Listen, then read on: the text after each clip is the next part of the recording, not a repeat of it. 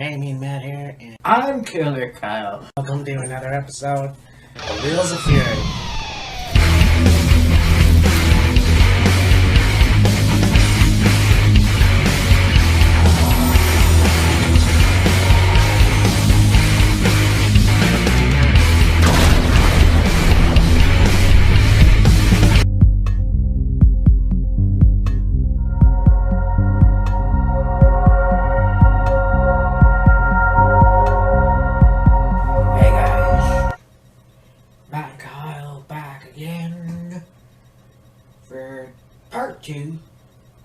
Dragon Protection video. This time we're talking about the Survivor Series. Oh boy. You know, it's the same thing as SummerSlam. You have 4 major pay-per-views. And you can't get it right. Like, seriously, you had how many weeks to prepare and have a storyline ready?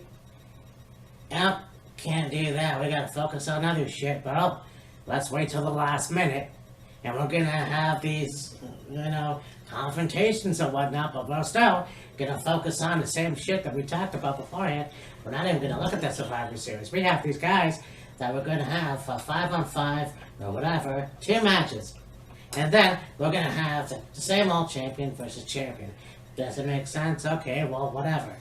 There's no invasion. There's nothing. There's just, let's have a storyline. We're going to talk smack in front of the camera. And then that's it. The past 2 years, you had them go over and invade the other brand. Yeah, can't do that. I don't know why you can't do that this year. And this is the exact same reason why you're fucking failing at your company. Because you can't get your shit together. And that really pisses me off because you have a lot of good talent that you're wasting. Yeah. And it's a shame. It's a real fucking shame. Because I should be excited for Survivor Series. Is it gonna be a good show? I'm sure it will be. Yeah. But with little build-up? Yeah. So you've got both your traditional Survivor Series matches. You've got your championship matches. And I thought there would be like 1 or 2 other matches thrown in there. Like Raw versus Smack, whatever.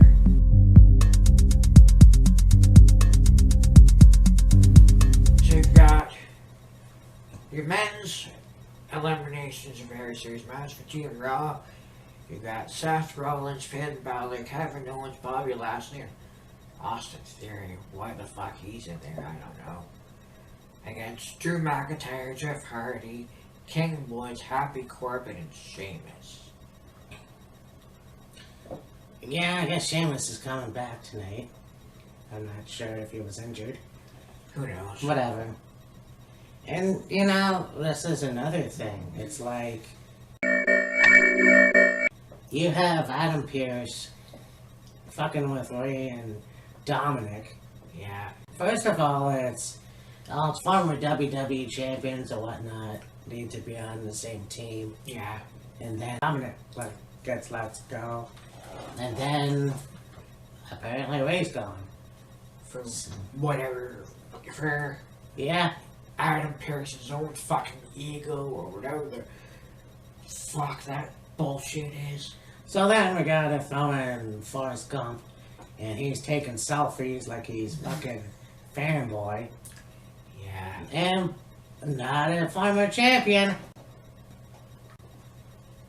So yeah, you know what? I'm gonna state the obvious, and I've always been Team Blue anyway, so I think SmackDown for sure.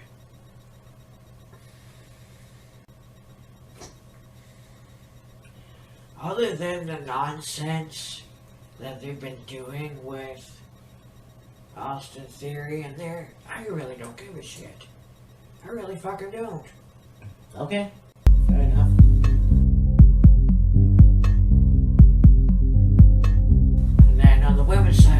for Team Raw, you've got Bianca Belair, Rhea Ripley, Liv Morgan, Carmella, and Queen Zelina against Sasha Banks, Shayna Baszler, Shotzi, Natalya, and Toni Storm.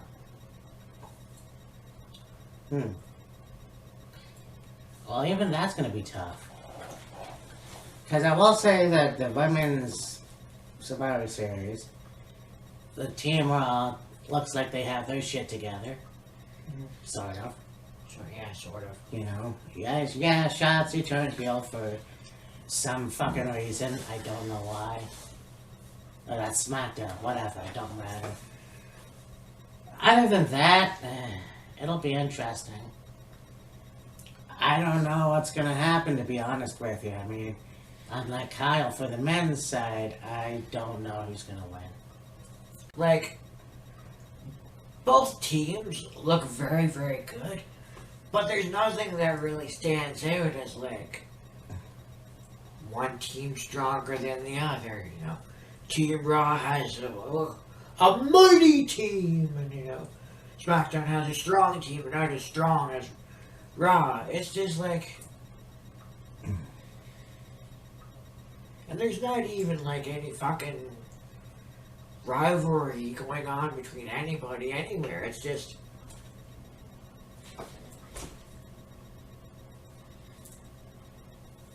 Yeah. No, definitely, I agree with that. I mean, it's just a bunch of shit being thrown together. You know, it used to be, you had Raw and SmackDown. Once again, I said that in the beginning of the video.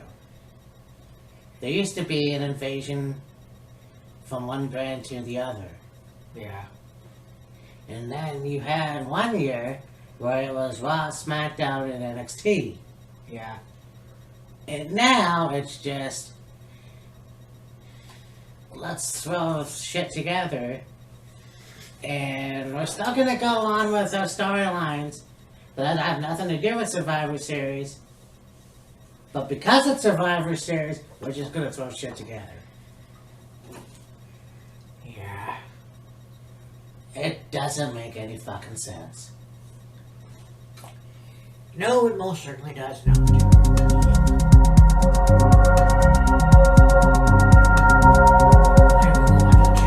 Champion side of things. First up, we got the Raw Women's Champion Becky Lynch against the SmackDown Women's Champion Charlotte Flair. Now, there was some reported heat between Becky and Charlotte regarding Charlotte dropping the title when they did the belt exchange, which, again, is fucking stupid. But then again, what else would you expect from these boneheads? And now they're, I guess, trying to carry it into Survivor Series. Like, don't get me wrong, Charlotte and Becky have had some stellar matches against each other, and I think this match is going to be no different, but, like, make it interesting. Talk about your history. Talk about the Four Horsewomen. Talk about your time in NXT, being best friends, you know, being on a brand together, having matches against each other, you know, etc., etc. Have some interest. I guess whatever was said by Charlotte on SmackDown, and Becky had a response for it. But other than that, it's just like, okay, you have these two women as champions. They're gonna have a match. Becky's bitter about the title drop. Charlotte doesn't fucking give a shit. Okay. Yeah. Who? I'm sorry, I was in a coma. You know, this to me goes way back. And I forgot about the Four Horsewomen. That's a really good point. You already had these two wrestle for years. And this is why you had Bianca Belair lose the title at SummerSlam. You didn't want to see Bianca Belair and Charlotte Flair. in a match at Survivor Series. Like, I get it. You have a chemistry. Okay, this to me isn't Charlotte Flair and Becky Lynch. This is more like Ashley Flair and Rebecca Quinn. Because it's all a big fucking shoot. If it's a work, that's awesome. Hey, congratulations! There is no fucking reason that I want to see these two in another match. Their setup was lame. You have Charlotte acting like the same old, spoiled, rich brat. Now, we'll hand it to Becky Lynch. She had a really good promo on SmackDown. Yeah.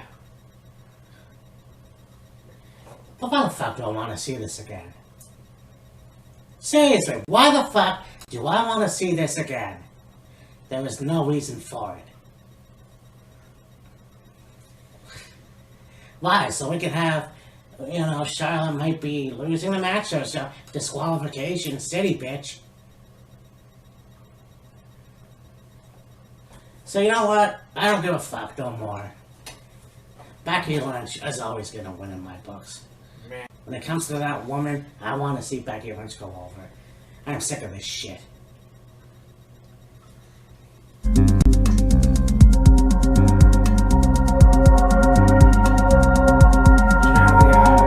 WWE Champion Big E against the Universal Champion Roman Reigns. This, to me, has some intrigue because you've got the Usos jumping Big E, beating him up. You've got the whole thing with King Woods and Jey Uso. So it's like, okay.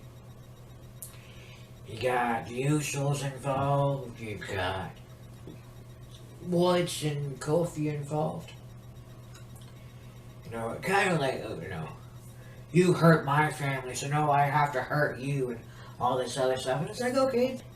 It would have been nice if they had a little longer to extend it out and really make it something of it. I did like the promo Big E cut on Raw. That was very good. Very passionate.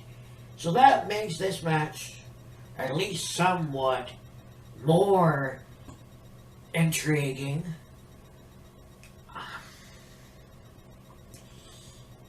I don't know. I feel like Roman could win this one, honestly. Yeah. So, when I had their match last week, I didn't watch it on Friday, obviously, when we hung out. So watching it on Saturday, but looking at WWE Network, and I saw Roman with the crown, and I thought, wait a minute. Is this a loser who gets the crown? I don't even know. So, obviously, it's not King Roman. Okay, fine. Yeah. I thought it was funny, though, when they had, because it was the winner has to bend the knee. Yeah. And you got two images. You got Roman bending the knee, and Xavier, he's like, whatever. Yeah. That was pretty funny. But I don't know, other than that, it was brought to my attention somewhere that, I don't know, I think it was one of the Cultaholic guys who basically made a booking, a fantasy booking thing. And it made a lot of sense. You have the Bloodline versus the New Day. Yeah. Somebody coming in to team up with the New Day, and then you have somebody coming in to team up with the Bloodline. You could have whatever the Solo, what's his face, because he is the brother of the Usos, Sika Solo. Yeah, that dude. And then, I don't know, have somebody team with the New Day. I don't know. But, I mean, that would have made sense. Biggie and Roman is gonna be awesome. I'm sure of it. Yeah. And honestly, I do agree with Kyle. I think Roman Reigns is gonna go over. Yeah. It has nothing to take away from Biggie. It's just, you look at the two dominant forces, if you will, the two main champions. And it seems like Roman Reigns is one of the top heels Yeah. in the company. Yeah, for sure. Now, I heard that, and it's only a rumor, that Dwayne Johnson, or if you will, The Rock is coming back.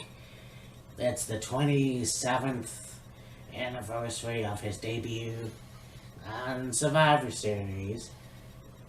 So there's a chance he might come back. I don't know. Does it make sense? Fuck no.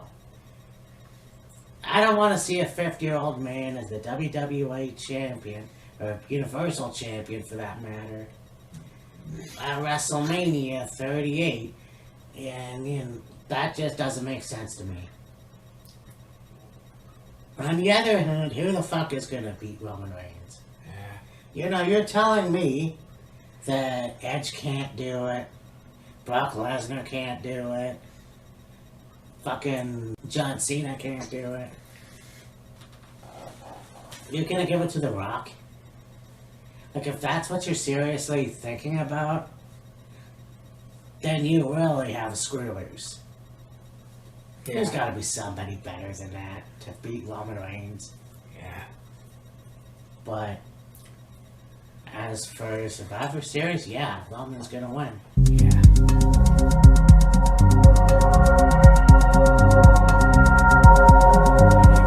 You got your tag titles. You got RK Bro, Randy Orton, and Riddle against the Usos. That'll be interesting for sure. Yes. And it just seems to me like it's so out of place for Randy Orton. Like, I know that he is up there, and they're trying to make him a goofy baby. Well, he's not even goofy. It's like a weird tag team, and that's fine and everything. I don't know.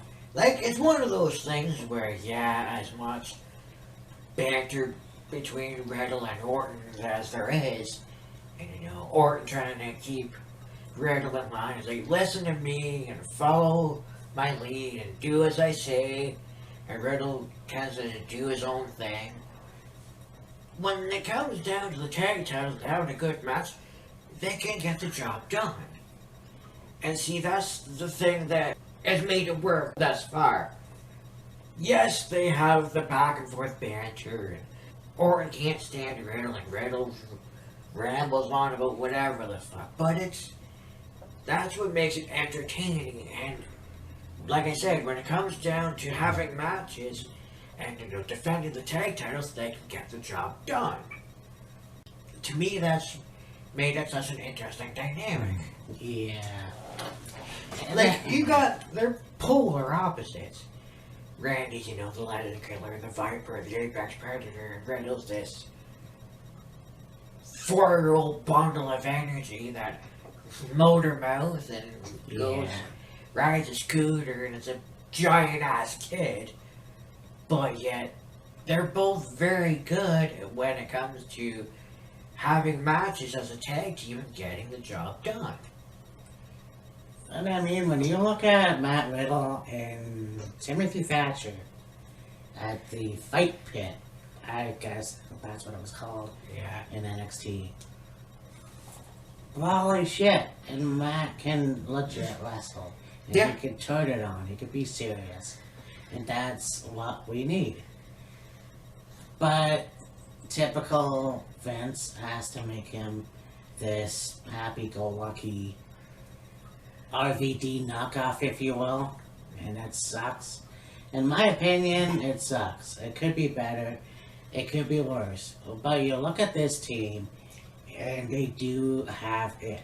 They can put on a good match, and they're the champions for a reason. Yes. On the other hand, you have the Usos. And the Usos been around for a very, very long time. hell, a decade, I'll have to say. About that, yeah. They're part of the Anawahi tribe. They have a famous family. And of course, their leader is the head of the table, Roman Reigns. So, I mean, just like Roman Reigns defeating Big E, I think the Usos are going to be RK Bro. I mean, think about this. You have Roman Reigns and the Usos, the Bloodline, show up next week on SmackDown saying that they're number one. The SmackDown brand is number one because they took charge and they're on top. What can make that stable better?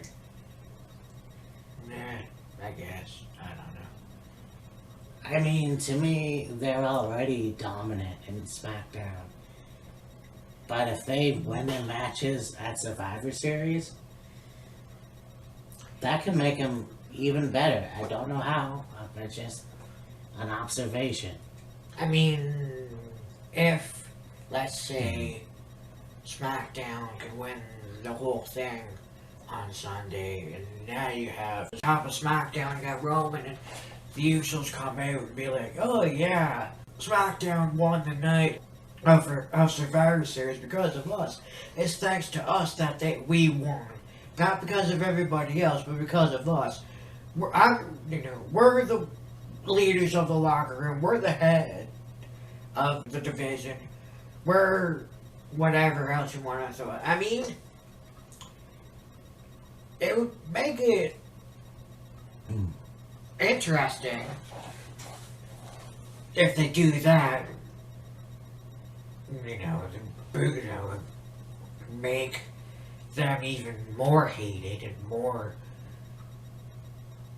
to get that extra incentive of heel heat. Yeah, for sure. That's what I mean. That would make them legit top heels. Like, that would make them even more hated. Yeah. In my opinion. And I think that if you're going to continue making Roman Reigns your top heel, that's what you do. Yeah. And you know what? If The Rock comes back, we'll see where that goes. I strongly disagree about that, but we'll see. Yeah. Because honestly, who the fuck can you have? Well, okay, here's another option. Xavier Woods. They had a little taste on SmackDown last week. Let's keep going with it. What do you really have to lose? The fact that Xavier Woods is nowhere near on the level of fucking Roman Reigns, and I guarantee you Roman will smash the fuck out of his ass in a minute. No, that's possible too, yeah.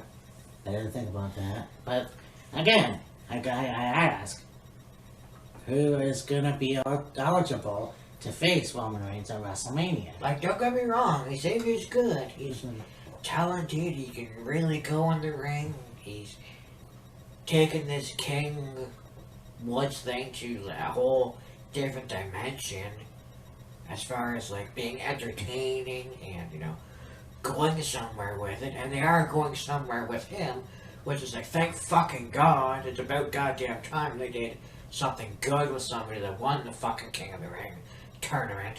Yeah, I know. But like, you can take that rivalry and work with it, but like, if they had a match with Roman against Woods for the Universal title, there's no way Woods is winning the championship. No, alright. I mean, the other thing too is, let's say Roman doesn't make it to WrestleMania. If he loses at the Rumble, he still has already held the title for a fucking year. Yeah, it's been 400 and it's gotta be 40 days by now, we're close to it. Yeah. Or past that, who the fuck knows? Yeah. Yeah, I'm gonna say the Usos.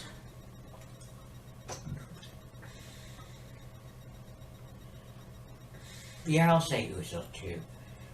Just for the hell of it. Yeah. So, last match. I'm actually looking forward to this.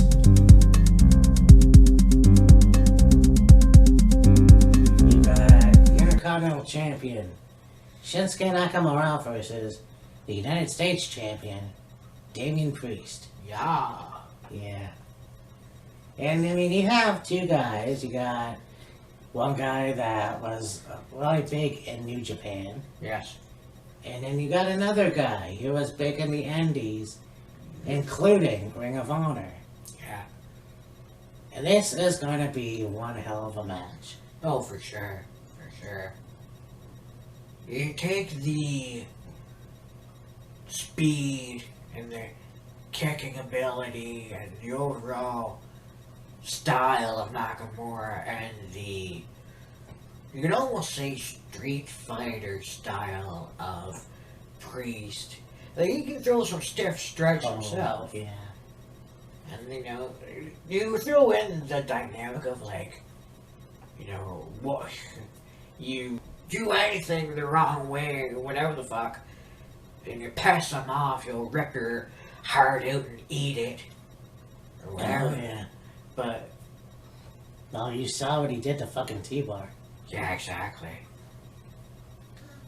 And I mean, you have Nakamura with Rick Boogs, which it may or may not work, I don't know. Yeah. It would be awesome if it was just one-on-one, Yeah. but I don't know. And I mean, you got the King of Strong style, and you look at Damien Priest, and the kicks are vicious. Oh, yeah. And yeah, when he is on, he is fucking on. Yeah. And so, I don't know who's gonna win this match. Right. It's gonna be difficult to pick a winner. I mean, yeah. It's gonna be one hell of a fight. And Oh, yeah. That's one match I will say that I'm looking forward to. Yeah. So, I mean, seeing Priest and Nakamura go strike for strike with each other, that'll be something to watch. yeah, for sure. Well, that was interesting. Yeah. Yeah. I don't think we've ever been as heated before. Oh, I mean, we have. What am I kidding? Yeah, who the fuck you kidding, bro? Yeah. Anyways, that's been Survivor Series 2021 Yes. in the books. Yep. After this, we may get into our next series of look back year review with 95 to end out November at least, and then we'll go into December. We got War Games, and then after that there'll probably be a few other, well, I think there'll more than likely be one more Impact pay-per-view, more than likely one more AEW pay-per-view. You'll end the year, TLC, and then Yeah. start all over again. Now, we're gonna definitely, in the plans anyway, we're gonna talk about our New Year's. Yeah, I guess. Because we didn't do it last year. Yeah. I think an idea, we talked about this too. We'll talk more in depth with it. Hell, maybe we could do that next. Well, we'll do that in December. We'll save that for December. Yeah. Top whatever empty arena matches. Right. Yeah. So that could be WWE, Impact, Memphis. Well, definitely Memphis. If we're talking about the match that we enjoyed. We're still talking about some 35 plus years later. Mother! Yeah. But anyways, so for me and Matt, this is Killer Kyle, and we will talk to you next week. Yeah. Yeah. I mean, regardless, we'll talk to you next week. And then we'll go from there. Right. Deuces.